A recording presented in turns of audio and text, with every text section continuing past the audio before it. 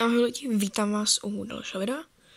Dneska jsem tady v Brawl Stars našel easter egg, o kterým plně málo z vás ví, a to přesně na tady té kamerce. Anomaly detected, dáte enter.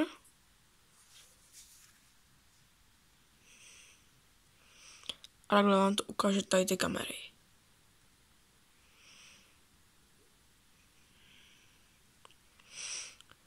Budu chvilku počkáte, no. A takhle se to začne to. Různý záznamy z kamer.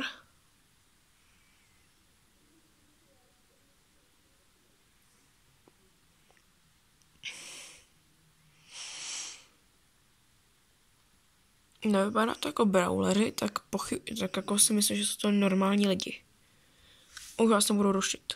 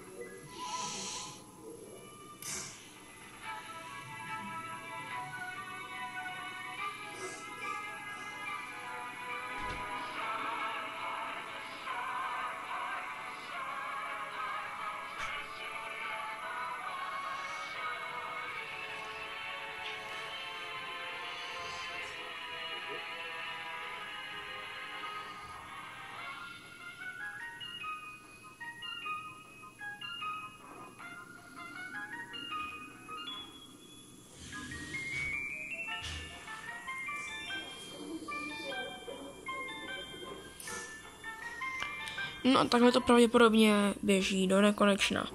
Pokud by se chtěl odejít, zmáčkněte na tady ten křížek, nebo teďka jsem zjistil,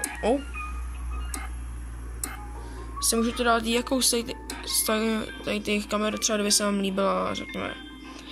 Tady tak tu si můžete dát jako hlavní, nebo tady ta. Je to naprosto na vás. A kdyby si teda nakonec chtěl odejít tady tím tlačítkem, tak vám to ukáže, jestli jste si jistý, že chcete odejít. Já teda chci. Takhle odejdete a jste zpátky v Brawl Stars. Tak jo. Tady nyní jsme asi na konci videa. Doufám, že se vám toto video líbilo a trochu vás i zaujalo. A u dalšího videa zatím čus.